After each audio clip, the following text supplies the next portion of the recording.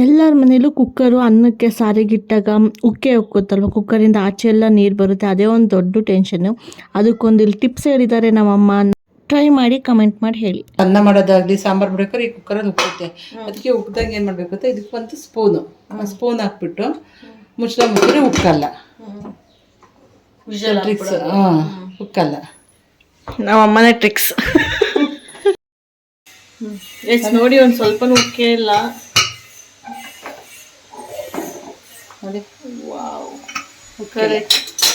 ಉಕ್ಕಿಲ್ಲ guys, ಈ trick use ಮಾಡಿ, it is very useful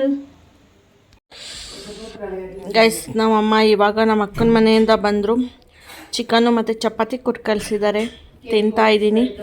and Sprite ಕೂಡ ಕೊಟ್ಟಿದ್ದಾರೆ, ಕೇಕ್ ಕೂಡ ಇದೆ ಇಲ್ಲಿ. Here it is my favourite.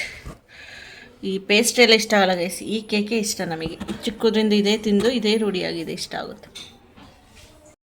ನಮ್ಮಮ್ಮ ಸುಸ್ತು ಅಂತಿದ್ರು, ಸೊ ಬ್ಲಡ್ ಟೆಸ್ಟ್ ಕೇಳಿದ್ರು ಡಾಕ್ಟರು. ನಾನು ಆನ್ಲೈನಲ್ಲಿ ಬುಕ್ ಮಾಡಿದ್ದೆ ಬ್ಲಡ್ ಟೆಸ್ಟ್ನ, ಮನೆಗೆ ಬಂದು ಮಾಡೋದಕ್ಕೆ. ಸೊ ಬ್ಲಡ್ ಸ್ಯಾಂಪಲ್ ತಗೊಂಡೋಗಿ ಟೆಸ್ಟ್ ಮಾಡಿ ರಿಪೋರ್ಟ್ ಕಳಿಸಿದ್ರು. ಡಾಕ್ಟ್ರಿಗೆ ತೋರಿಸಿದ್ವಿ. ಏನಿಲ್ಲ, ಬೇಸಿಗೆಗೆ ಜಾಸ್ತಿ ನೀರು ಕುಡೀರಿ ಅಂತ ಹೇಳಿದ್ರು. ಬೇಸಿಗೆಗೆ ತುಂಬ ಸುಸ್ತಾಗ್ತಿರುತ್ತೆ ಅಂತ. ಗೈಸ್, ಇದು ನಿಮ್ಗೆ ಏನಾದರೂ ಸಿಕ್ಕಿದ್ರೆ ಆನ್ಲೈನಲ್ಲಿ ಎಲ್ಲಾದರೂ ಈ ಫ್ರೂಟ್ನ ತಿನ್ನಿ. ಡ್ರೈಡ್ ಪ್ಲಮ್ ಅಂತೆ, ಪ್ಲಂಪ್ ಅಲ್ಲ, ಪ್ಲಮ್.